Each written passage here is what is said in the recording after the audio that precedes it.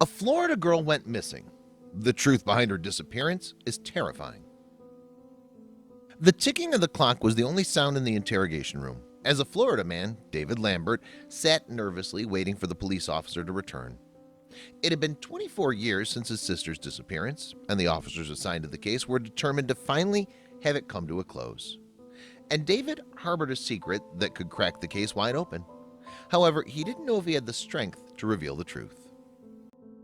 Before we begin, make sure you smash the like button, subscribe to our channel, and click the notification bell for daily amazing videos. David and his sister Martha live with their parents in St. Augustine, Florida. A quaint city on the northeastern coast, the family lived in a more rural part of the community just a few miles away from the beach. While they lived in a trailer and didn't have much, they were a close-knit group and worked hard to improve their quality of life.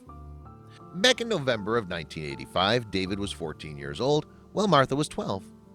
She attended Ketter Linus Junior High School and, despite being only 70 pounds, had a very feisty spirit. According to David, the two had an ongoing rivalry and often would get into fights like siblings normally do. On Thanksgiving 1985, the Lambert family came together to enjoy a Thanksgiving meal. Sadly, the meal was not all they'd hoped for. They burned the turkey.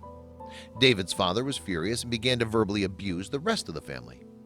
Hoping to escape the stress of the situation, both David and Martha left the trailer and decided to take a walk around the neighborhood. As the kids wandered around town, they stumbled upon the abandoned campus of Florida Memorial College. It was a popular area for the kids to play, despite it being in very poor shape, but for the kids in the area living in poverty, it was like their own personal playground. Unfortunately, this would be the last time anyone saw Martha alive. As the siblings left the abandoned college campus, Martha vanished without a trace. This would be the beginning of a brutal investigation that would last over 2 decades. In the initial stages of the investigation, the detectives had very little to go on. There were no signs of a struggle, and no one had seen Martha that fateful day. Well, no one except her brother. The police believed he knew something, but there wasn't enough evidence to prove he had committed a crime. The disappearance of Martha had a devastating effect on the Lambert family. David's parents separated, unable to cope with the loss of their daughter, and he struggled emotionally and financially for years. In 2000, David was picked up by the police for writing a bad check. It was then he made a strange confession that would alter the course of the investigation. Detectives associated with the case revealed that David admitted to the detectives that he was the one who had been responsible for his sister's death. The guilt had been eating him alive for 24 years, and he needed to finally come clean. According to him, he'd buried Martha in the coquina mine decades earlier.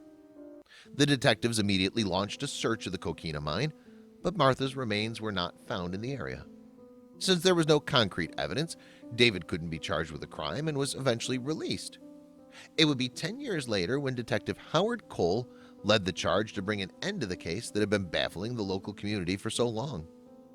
Cole decided to re-interview family and friends who knew the Lambert family at the time of Martha's disappearance. While they didn't have any new information to add, most of them believed all the signs pointed to David.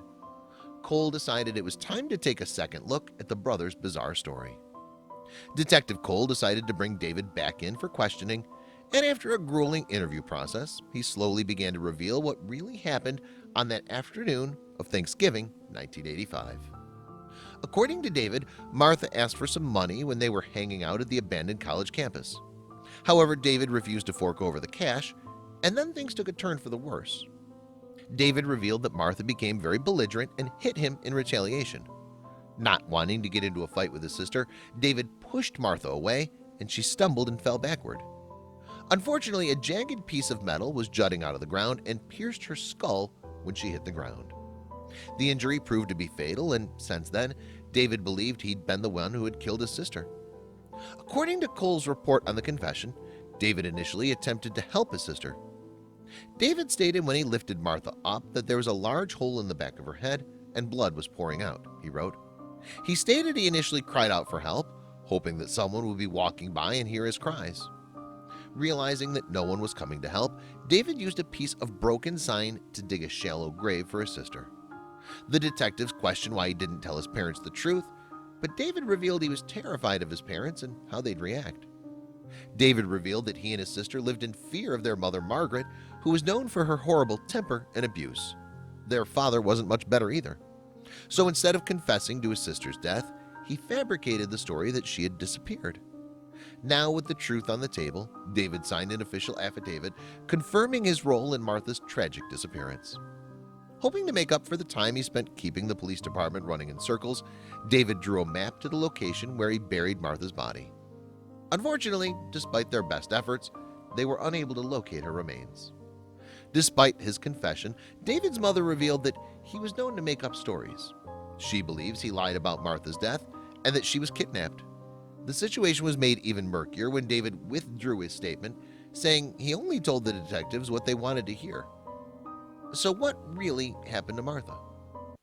Even though David and Martha's mother protested, the police department officially closed the case in 2010. They believed that David's confession had been the truth, but due to changes in the law, he wouldn't be facing charges. A press release from the sheriff's office revealed, changes in the law since 1985, statute of limitations, the suspect's age at the time, and other mitigating circumstances would preclude charges from being filed. Sadly, we may never know what happened to Martha. Only David knows what really happened that day in 1985. And the truth is something he may take with him to the grave.